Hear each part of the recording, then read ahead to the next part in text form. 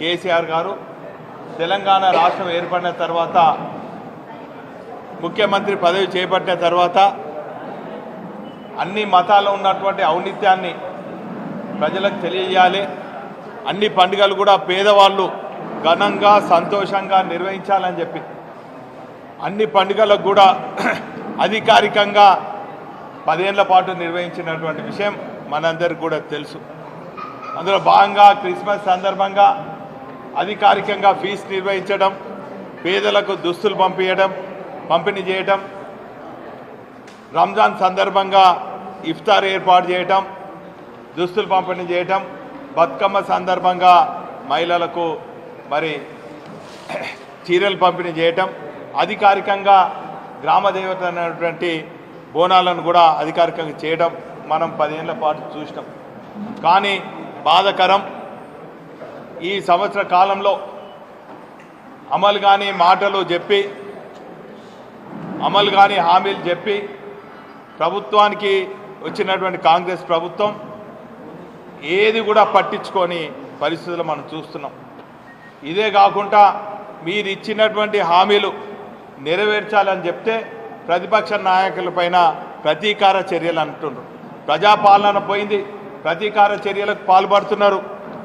మరి ఈ సందర్భంగా ఇప్పటికైనా ఈ రోజు నుంచి అయినా కూడా ఆ దేవుళ్ళు కాంగ్రెస్ ఆలోచన విధానాన్ని సన్మార్గంలో నడిపించే విధంగా మరి క్రిస్మస్ సందర్భంగా కూడా ప్రార్థనలు చేస్తున్నాం.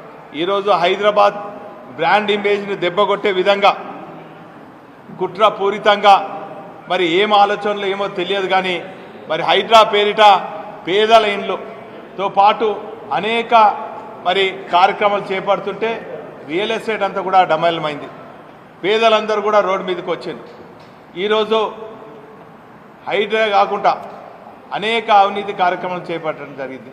దీన్ని వెలుగులోకి తీసుకొచ్చి ప్రజల పక్షాన పోరాడుతున్నటువంటి బీఆర్ఎస్ పార్టీ నాయకులపైన మరి పెద్ద ఎత్తున కుట్రలు చేసి మరి అవినీతి ఆరోపణలు మోపి ఈరోజు వారిపైన కూడా మరి కుట్రలు చేస్తున్నారు.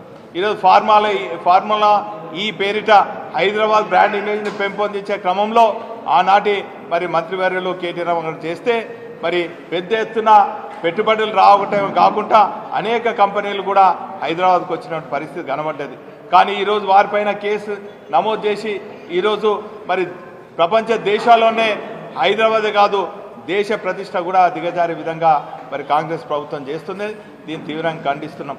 ఒకప్పుడు సినీ పరిశ్రమ అంతా కూడా చెన్నైకి మద్రాసుకు మరి పరిమితమైనటువంటి సందర్భంలో తెలంగాణ రాష్ట్రం ఏర్పడిన తర్వాత వారికి అనేక రాయితీలు ఇచ్చి మరి ఫిలిం ఇండస్ట్రీని కూడా పెద్ద ఎత్తున మరి హైదరాబాద్లో అదేవిధంగా చుట్టుపక్కల ఉన్నటువంటి జిల్లాలలో పెంపొందించే విధంగా చేసినటువంటి కార్యక్రమాలను కూడా నిన్న మొన్న చూస్తే మరి ఫిలిం ఇండస్ట్రీ కూడా మనోధైర్యం దెబ్బతిన విధంగా వారిని అక్రమ అరెస్ట్లే కాకుండా అనేక కార్యక్రమాలు చేయటం మరి ఈరోజు హైదరాబాద్ ఇమేజ్తో పాటు తెలంగాణ రాష్ట్రమే మరి ఆర్థికంగా దెబ్బతినే విధంగా ఉంది.